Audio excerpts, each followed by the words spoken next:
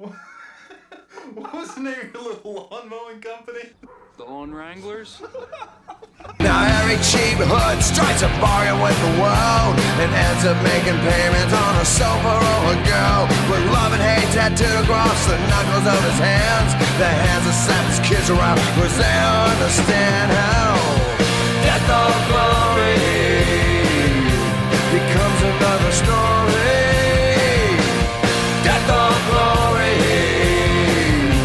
it's just another story. Here we go, Wrangler Roundup, episode 26, and we are still humming along. It's been over 2 years now. And before we get into today's episode, I do want to give a shout out to one of our sponsors, and that is Alpha and Aloha Design, Jeff and Missy Lewis. They have a company where they produce shirts, this beautiful merch here, Lawn Wrangler merch, but you can customize it. You can get whatever you want on there. You can get a flaming hot dog on there if you want to. Jeff will do it up for you. He does it very reasonable, and he is efficient. You can follow Alpha and Aloha Design on Facebook, Instagram. Highly recommended.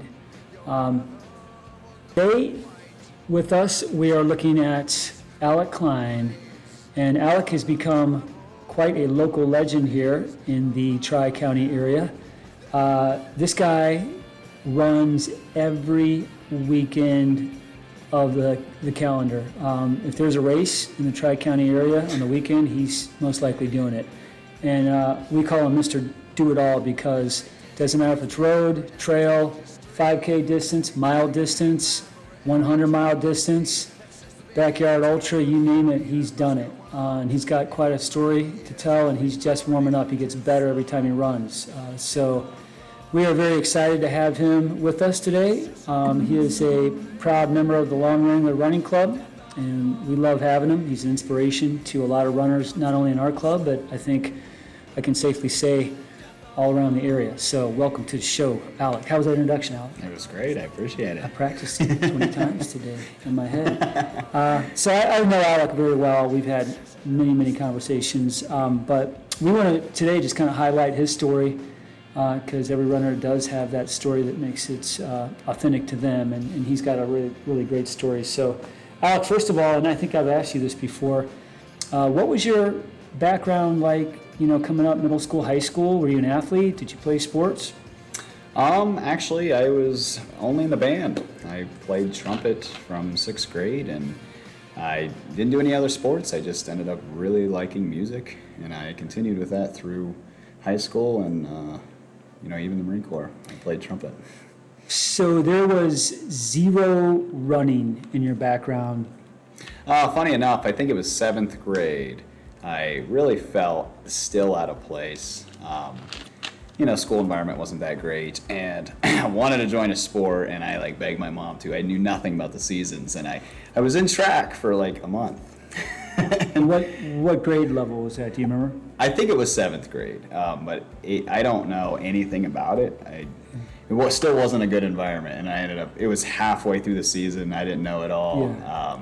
I did, I think, hurdles in the 400, but I was last. I didn't know. Yeah. So there was a coach out there, New Philly, right? I actually grew up in Michigan, and then I came okay. down to New Philly for high school. Yeah. Gotcha. Okay, so in Michigan, who had a young Alec Cline out there and had no idea that you one day were going to turn into this phenomenal endurance athlete. Which to me, it shocks me every time I hear the stories like this. Arden Glick has a similar story. He didn't run until he was in his early 20s. So I think it's pretty cool, though. Yeah, and I think just never really being in a sport, I don't know. I felt like I wasn't great with team sports. I just didn't know how to jive or have the skill set to work with a team. With the band, I really was, but I think with running, I've just felt like you are in a team even though there's nobody directly making you run. Yeah. Especially with this running group. Yeah, and you kind of look at, as an adult, being in a running group or running club, it is kind of like a team, so to speak. Oh, yeah. Absolutely. Yeah. So, if you didn't run in high school, what was the catalyst for you to get into running as an adult? So I did a term in the Marine Corps. I always joke we were forced to run, of course. So, platoon runs, any type of physical training we had to do, nothing out of my own fruition. I think I ran 4 times on my own personal training when I was in Japan.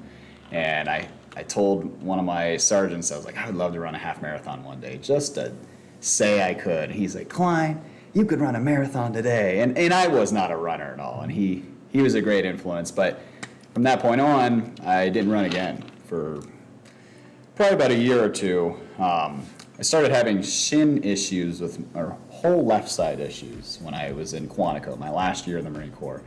And I went out at night behind the barracks. They had a track, and I took both my shoes out. I was taking insoles, put them in, trying to figure out why I had this left side problem. And the lights ended up shutting off on the track, and I just kept running around until I figured it out. And I knew nothing about running. And I got back to my barracks room, and I told my roommate, I just ran 10 miles. And he's like, what the heck's wrong with you? And I was like, I'm just so bugged every time I'm in the platoon run. I don't know how to fix my left side. And that was it. I didn't run again. And then I got out of the Marine Corps, and the second day I was out, I moved in with my cousin Corey, which you know. Corey Cline. Corey Cline. Shout out to Corey Cline watching this. And I asked him if he wanted to go on a run. And he's like, sure. And he had ran only a half marathon every year for the Run for Home half marathon in Dover. You talk about that race a lot. Yeah, and it's one of my favorite yearly races, and he just did it. He didn't train for it at all, and I thought it was cool that he would run, and we went on a run together, and we, for the next 3 months, would just chicken scratch on paper, writing out these silly progression plans, knew nothing. We just carried our phones with us the whole time. And we thought every Saturday we could just add by a mile or 2 until infinity. And we took it really overboard, and for 3 months I think we ran like over 400 miles, and we knew nothing. And we thought we had to run fast all the time. Yeah.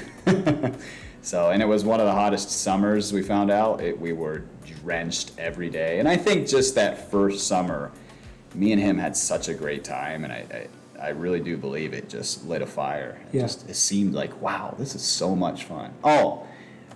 2 months before I got out of the Marine Corps, we went down to a resort down in North Carolina we were selling insurance on the side. And I forgot about this. We ran a half marathon in the middle of the night. That's right.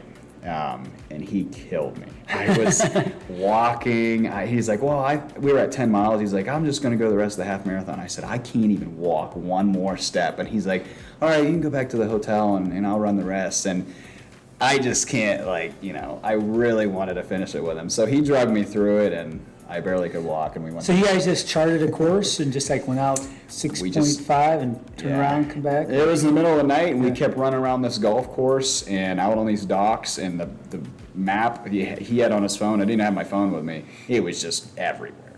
Loop, anywhere. I mean, we crossed back over each other 100 times. That is so funny. I always forget about that. That is probably the first true run I've ever had with anybody that was just for fun, I would say. So we're talking, this is going on how many years ago? That was back in 2018. Yeah, 2018. So I got out July 1st, got out of the Marine Corps July 1st of 2018, and we started running July 3rd. Yeah. Gotcha. So fast forward, I met you in 2022? 2021, 3 years ago this summer. At the Royal Docks, Jim Chaney's Royal Docks 5K. Yeah. And I remember you vividly, you and your cousin Corey were there. Mm-hmm. And I remember seeing you before the race, and then we did a cool down run after the race. And that was probably one of the last times that I actually beat you in a 5K. No. And you came up to me and you said that you and Corey you always pick out who you think's going to win the race. Oh, yeah. And thank you. I was so flattered that this old guy is actually going to win the race. And Jesse Adams gave me a run for my money that day. Both you guys have cleaned my clock now. Which I had not met him for another 2 years. You guys have both become really, very strong runners. Yeah, and that's part of your story that I think is just, to me, fascinating. Just every year, and now it's almost like. And I'm not speaking hyperbole, it's almost every week. You're racking up PRs. And you wonder, well, where's it going to stop? Like, I told you last year, I think at the Teodosio 5K when you ran.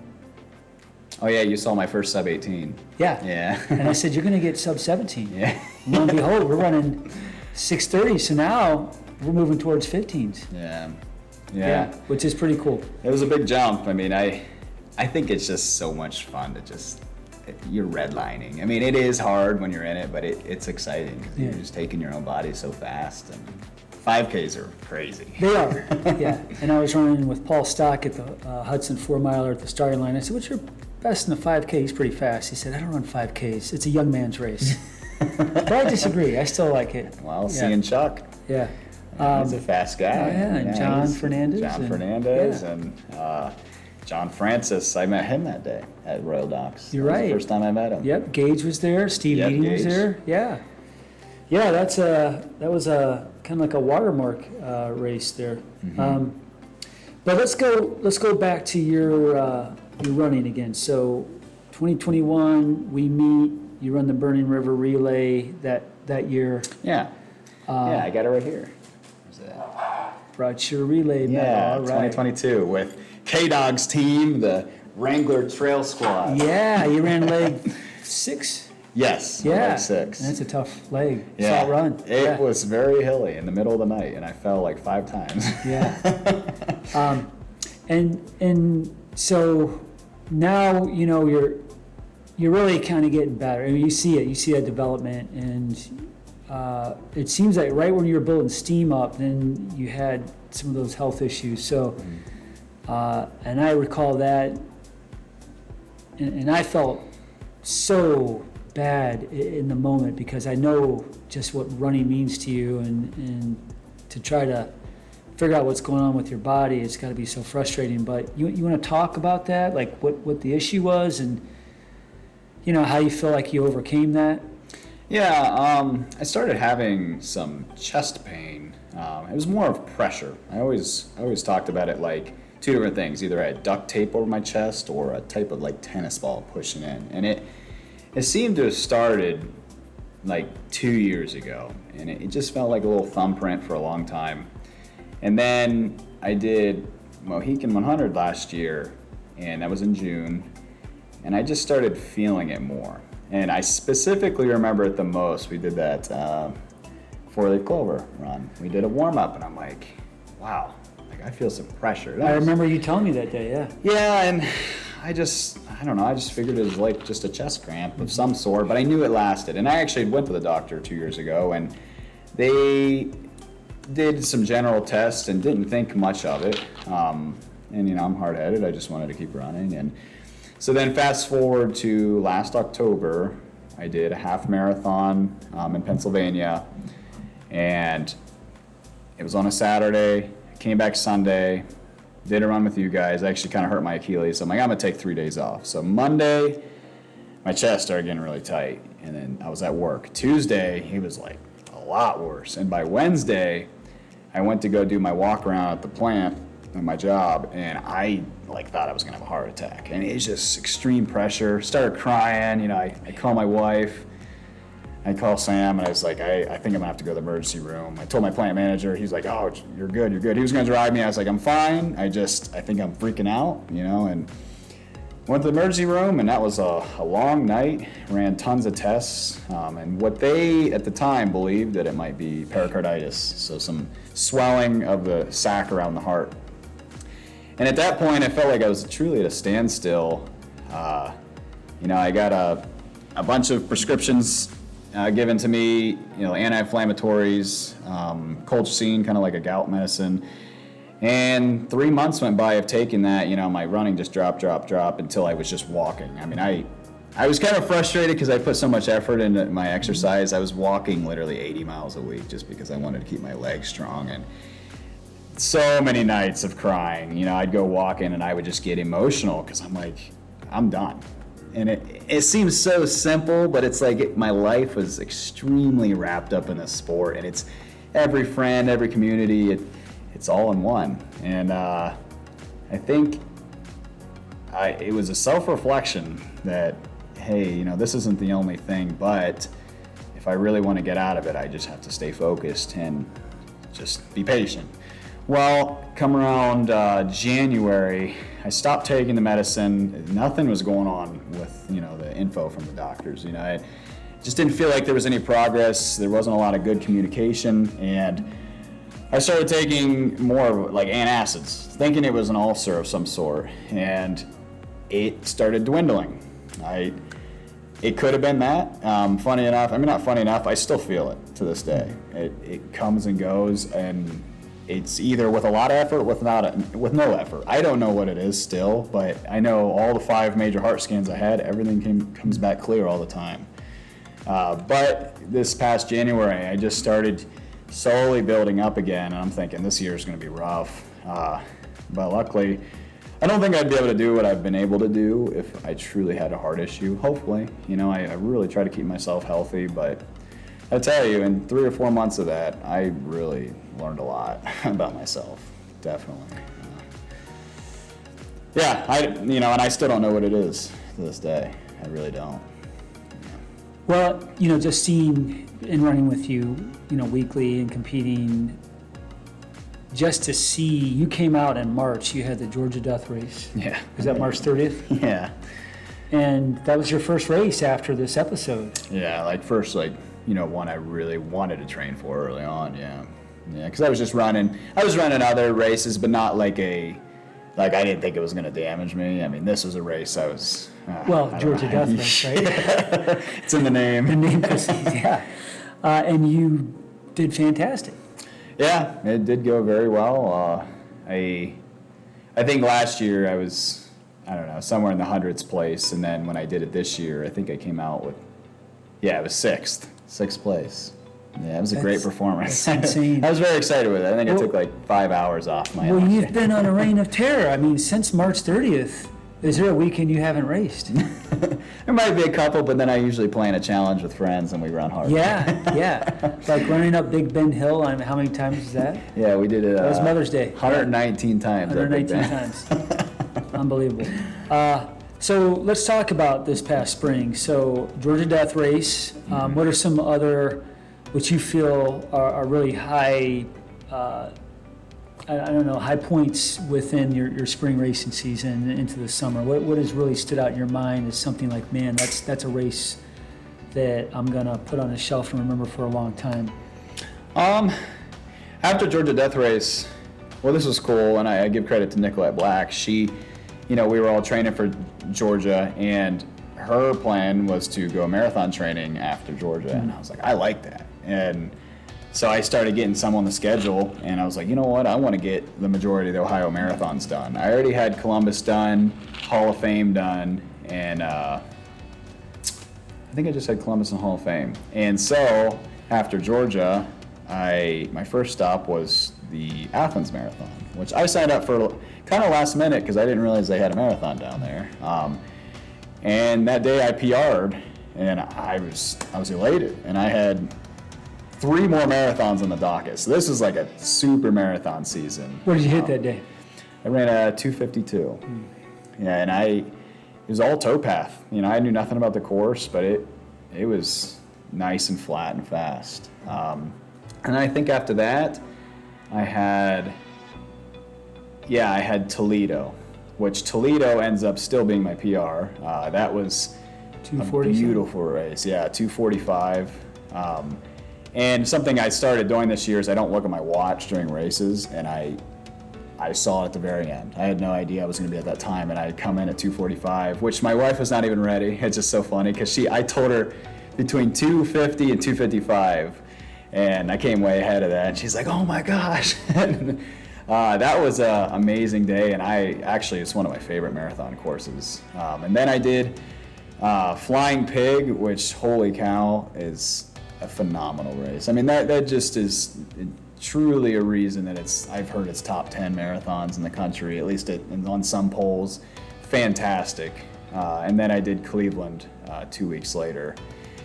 And I think that marathon season just really taught me a lot about consistency and knowing how to race. Because marathons, out of any distance, I think marathons are just so tough because you're out there for a while, and it's not like you can just stop at an aid station like you can at ultras. You're like, if I want a good time, I just have to gun the whole time. Yeah, even stopping for a drink of Gatorade, you gotta swiggle that thing down your gullet and keep going. Right. Yeah. If you're not choking while you're running. Yeah. And I was really happy about that marathon season. It was a lot of fun. It was hard on the body, but it was super exciting. And the goal with that was two things. Was I really wanted to secure a true Boston qualifier because I missed it last year because of that nice ghost cutoff. Right. I know you were ticked about that, and that was your motivation. Right. Well, you're in now, buddy. Yeah, I hope so. Yeah. And I always said that if you don't get a time, it wasn't meant for you yet. And, if you want to get it again, you'll get it again. And luckily I did. And I thought that those 4 marathons would really set me up for good speed for these hundreds I had this year. And then my big race, my first 100 last year was Mohican, and then I repeated it this year, and that was a big effort for those marathons to help that long term.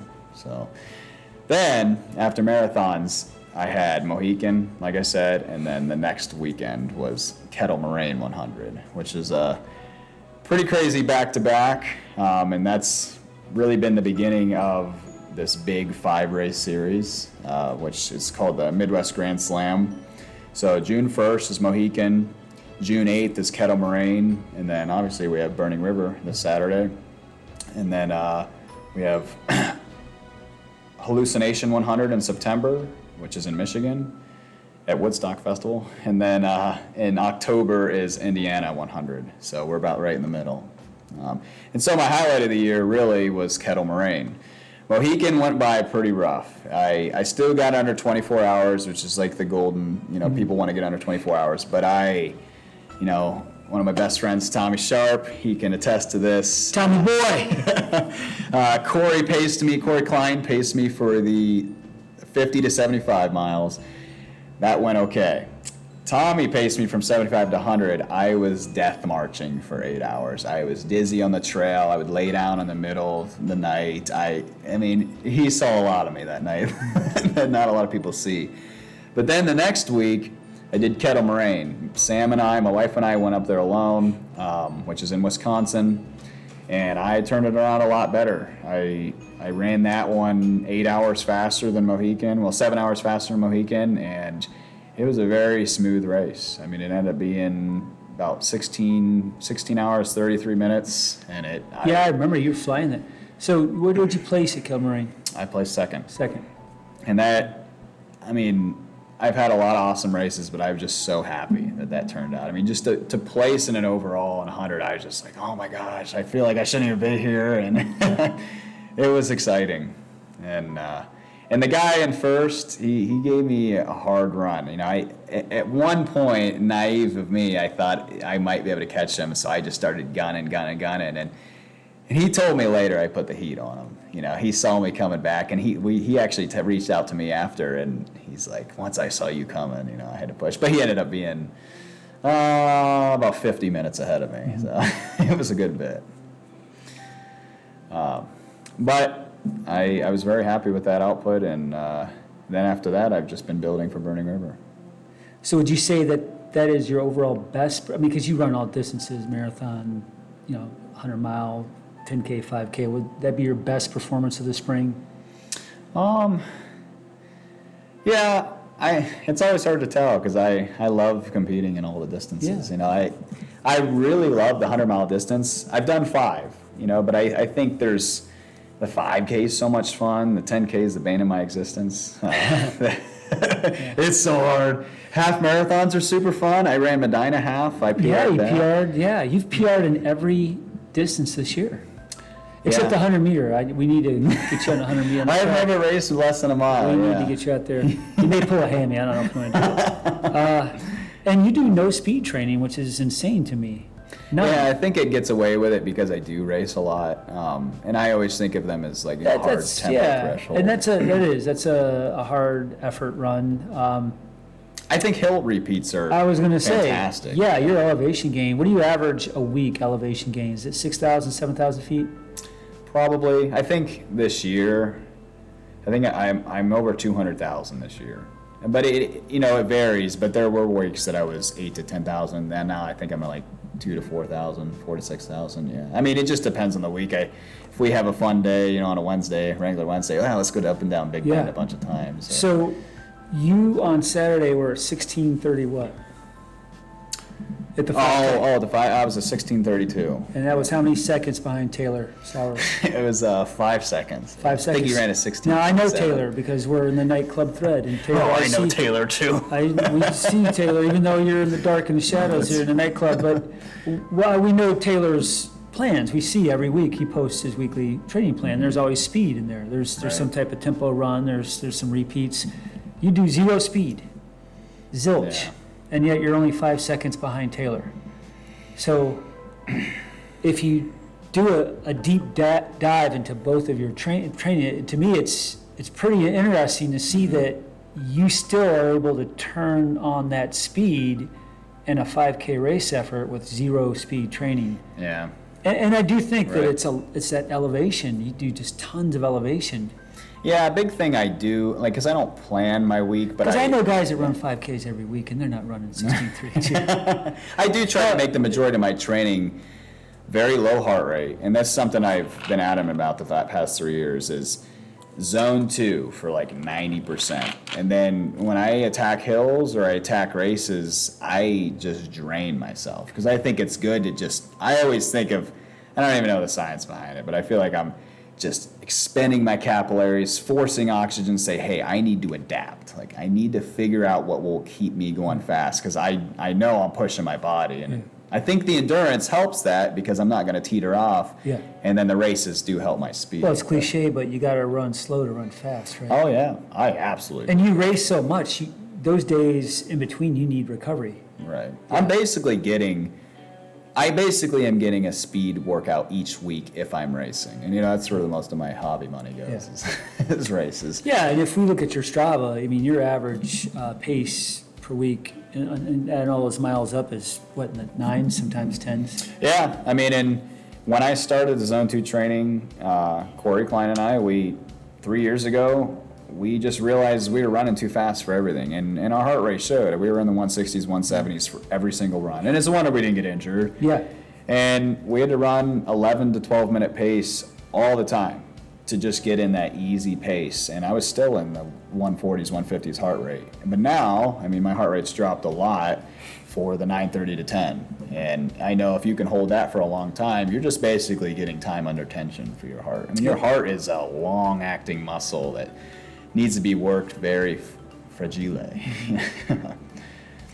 Yeah, and I think with just me being an older runner, I think that's critical. You can't go out there and bust out 7-minute pace. It's just your body's going to break down. It's stressful on the body. I mean, for anyone. I mean, you are putting your muscles at more risk for injury because one twinge, but those low, easy miles, and you're generally safe. Mm-hmm. Yeah. So let's focus on this weekend. It is Monday, the 21st of July. We're just 5 days away until the big day, the BR 100 50-mile team relay and marathon distance. So, Alec, what are you thinking about this weekend? When I say Burning River 100, what comes to your mind about this weekend? How are you approaching this race? I just think of strong, healthy race. I think the thing I want to emulate again is what I did at Kettle Moraine is just don't hit a super low point. I mean, because once you hit that threshold of dropping below, it seems like point of no return. I mean, mentally. But even just starting today off Monday, I'm just excited. And I think I get really antsy because I just want the race to start because then I can just, all right, I got nothing else to worry about. But I'm really excited, and I just have a ton of fun, and I know it's going to be hard. I do have 4 pacers lined up, which is going to be very nice. I didn't have any at Kettle Moraine, and it's local. I've ran the relay twice, and thanks to Spencer Baker, we every January, this is the second year we've done it, we run the Frozen River 50, which is the first 50 mile of the course, and it's always cold, but at least I know the course a little bit better now, and it excites me to see it again. I think it's a fun local course for all of us. We all run those trails at one point. but I'm not excited for the heat. Yeah, it looks like it's gonna be pretty spicy. 86 I saw, maybe 87 for the high. Yeah. Just gotta stay hydrated and. Means you're gonna earn it. That's Yeah. right. That's what's good about it, though. Yeah. So, are there any sections in particular that you, having run this course and trained on this course, that you are concerned about in terms of where they're at in the mileage of the course, or just in general? I think I always tend to forget parts of the course, but I think the section that is, kind of where Dogwood starts, I know that's a pretty rough section because it's so hilly. But I don't think really any of it worries me too much. I don't want to gas myself too early. And I know I just got to get up the hills. And then once I'm up the hills, relax. Start running again. Because on that course, there's actually a lot of sections where you can lock into a rhythm if you have some legs in that second 50. You got that towpath section. Yeah, the bike and hike, or even my sleighs. I know I want to pick it up there, and I have a couple things in mind. Is like picking it up for pace sense, but also getting your hips opened again. 'Cause, it's like it's the 100-mile shuffle, and you don't get to open up too much like you do in a smaller race. And I am excited to see the bike and hike because you're really getting about 10 miles, 5 out, 5 back. Absolutely, yeah. And I think that'll change the way I'm mentally feeling, just getting to do something different. That part excites me. I'm kind of worried about how muddy it's going to be because I want to wear my road shoes because there's a lot of sections I would rather not have trail shoes on, like those roads. But the course can be muddy. We've known that in years past. But bridle section down in the valley there. Parts of Dogwood and Mingo, depending. I mean, last year it rained. It came down like biblically. Yeah. The rain did at the beginning, and we were wading through the Cuyahoga River. Those people who are doing the 100 and 50, and if you were leg one of the relay, that was pretty messy the first part. Hopefully the forecast, we see a chance of rain tomorrow. It rained a little bit today, but it's been pretty dry. So. And it's going to be so hot. I mean, I think a lot of things are going to be evaporating. But this is what I love, is that whatever condition it is, it just makes it so memorable. I've had the best races I remember are when the weather was absolutely terrible. I mean, when it's downpouring, freezing cold, the races that go super smoothly, they eventually get washed up. It's just, there's not a lot of, really good memories that come out of it. I mean, it depends how you look at it.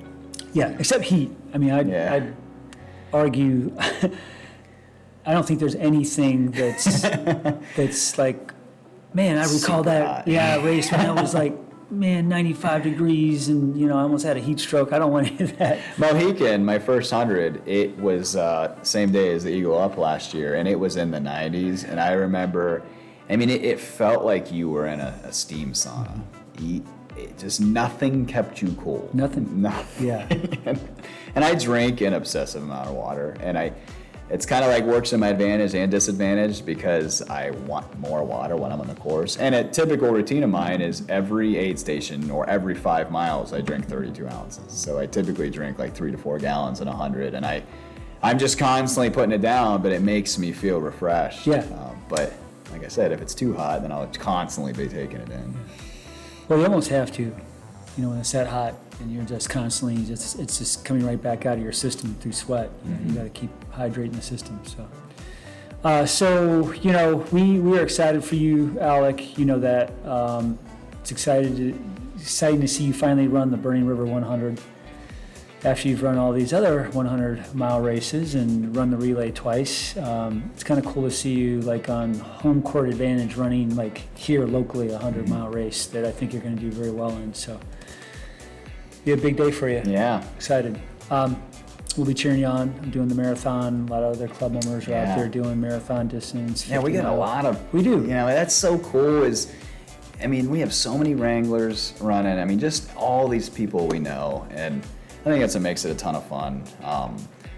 And I'll say too, just to plug this in here, is I almost stopped running 2 years ago, and because of finding the Wranglers, I had no groups before that, and just learning you guys, and you know, I had done a quick search online for running groups, and I saw this Lawn Wrangler running club, and I was like, I'm not kidding. I thought it was just a bunch of dads that got together for a running club, because you know, the Lawn Wranglers. I mean, it sounds goofy, and I think that was like a conjunction when I first met you, and I don't know what got me. I don't know if you messaged me to get me first out there. I messaged you. We had an opening on a relay team, and I thought, Alec, he runs Right.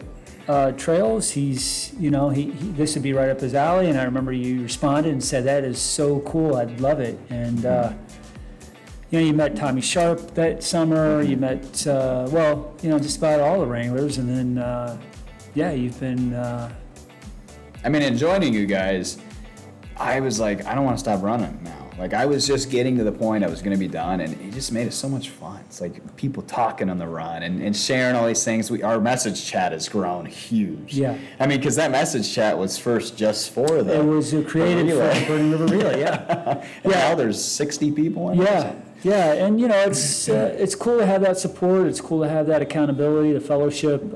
We have traditions. We put our crazy videos out there. We're doing our Burning River shakeout run on Wednesday, followed by some food and fellowship. We do Christmas party. You know, that's what a running club is really for. You know, you run, you have fun, you compete, but it's those traditions that develop along the way that also make the club really such an attractive group to be a part of. So, yeah, it's going to be a big week for us. It always is.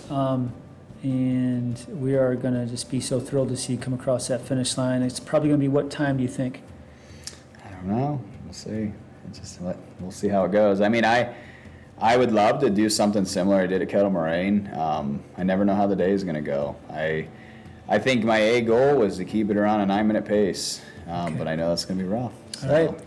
So that'll put steady. you coming through early hours of the morning, it looks like. Yeah, I mean, technically a 9-minute pace is a 15-hour. That's a super stretch goal. You know, I don't know if it's possible. That's the thing. I never truly choose a goal. I never have. Let's see, Chad Ludley came in last year around, I think he was in the 10s, I think, and he came in. Didn't he have like a 19-hour or something? Yeah. He was under 20. Yeah. I mean, just insane. And it's so funny because we go so long without hearing from him, and then he's just destroying this course. That's how Chad is. Food out there and stuff. Yeah, that's the kind of guy he is, though. Man. And we got to get Shadow across there, too. Shadow's That's redemption this year. Adil, shout out to Adil Orphy. He's going to go out there and attempt another 100 this year. He got to 96, I think. Yeah. 2 years ago, so we're pulling for him. It's the unforgivable distance. I mean, it takes every bit of being out you, but once you get that done, you just feel like you can tackle the world. And you may never know if you can get another one done, but it's just that huge accomplishment that makes you feel good. Yeah. God bless you guys. I don't know if I'll ever attempt it. I'm still waiting on my first official ultra distance. I keep on saying I'm going to get a 50K. You were going to do here. Bigfoot a couple of years ago. I was banged up after Indy, so. Loop the lake. We can get a Yeah. nice loop 50K, Yeah, I 6 don't hours. like those loops, though, man. You know what? That is such a fun event, though. It is. I did the 15K last year, so we'll see. I'll get something in this calendar year. I'm feeling good. I mean, I'm feeling very healthy. This is the longest stretch I've had without any injuries, knock on wood. So. And you've been PRing too. I mean, This 5K. Yeah, well, it was close. I was But you 18 still PR, you said, right? for this year. Okay. Oh, I did 1822 back in COVID year, and this was 1826. So yeah, I felt good about it. That's That's good. that bag of grass over there, sitting over there. We got there, and this is Starting legal. Well, it is legal in Ohio, but that's different. This would grass. be millions of dollars now. It is Canton, Ohio grass. I just freshly cut this today as a gift. You mowed that? I did mow it today. This is for us. This is freshly mowed grass. Lawn Wrangler. He wrangled the lawn. And with an electric mower. I mean, we are so far away removed from this From old our fashioned. OG logo here, yeah, with the. We got some Burning River, little tire, cup. You got the past relay runs.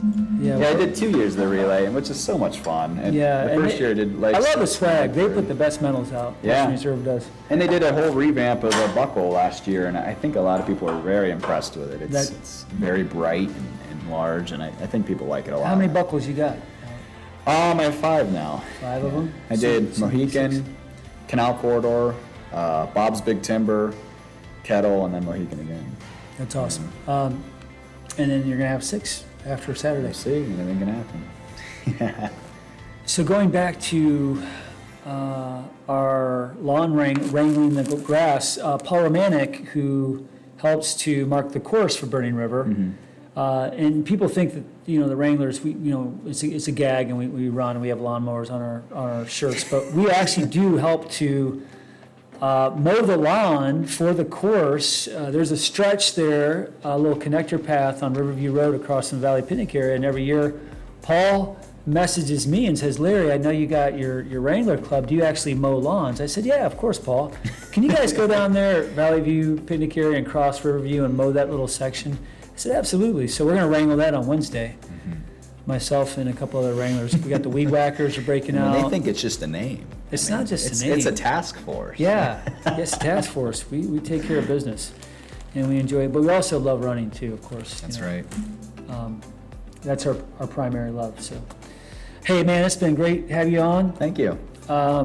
Best of luck to you this weekend. We'll be cheering you on. I'll be there at the finish line, definitely.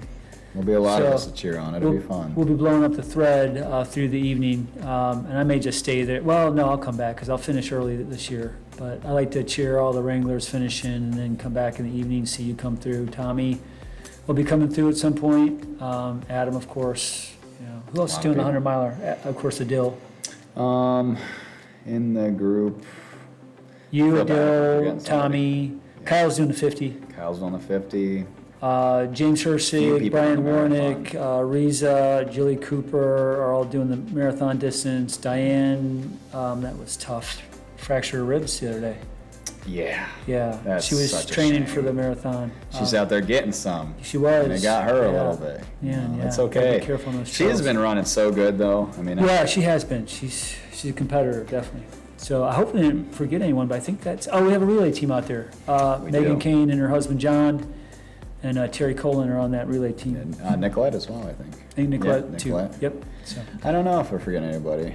I think we covered it. It's hard. We got a lot of people out there. I do want to thank my lovely wife for always being a great support. Sammy! That's right. She has been with me for all these races, and I know it gets a little overwhelming, but she's a star crew, and it takes a lot of coordination. So she's been a huge help, and I think sometimes when I tell her I sign up for another race, she's like, I'm like, hey, I'm the one running it, but I get it. It's a large commitment, and it's sometimes a whole weekend. That's constant logistics, and thank you. I love you, babe. And you guys work well together.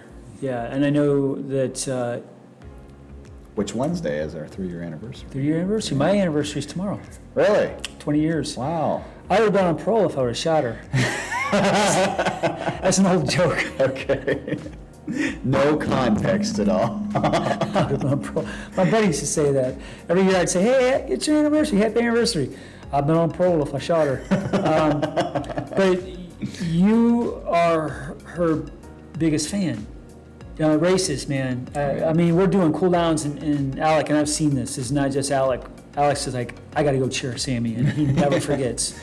And it's fun. I usually go. I think that is awesome. I do, man, and that's what running is about, man. And I know we all want to compete. We all want to go out there and smash PRs, but it's also supporting the people that you enjoy this sport with, And I think that's so cool that you share in that joy. And I know she's been doing great. She's been getting PRs on her own, and she's doing some running. And we've been together since she was a freshman in high school. So it's been 11 years, and she's seen me through everything, through the whole Marine Corps and all the running. And she started running 3 years ago and hated running for 60 seconds. And now she's ran 7 half marathons. It's contagious. Just always getting it. Yep. And you guys known each other since what grade? She was a freshman. We knew each other for 6 months. So, and I was a junior in high school. You would have been on parole if you were shot at. Yeah, that's You'd be on parole if you were shot at. Still would. All right, buddy. Hey, thanks again. All I right, appreciate I'll see it. you throughout this week. And Every thanks for cheap watching. hood strikes a bargain with the world and ends up making payments on a sofa or a girl with love and hate tattooed across the knuckles of his hands. The hands that slap his kids around because they understand how death or glory becomes another story.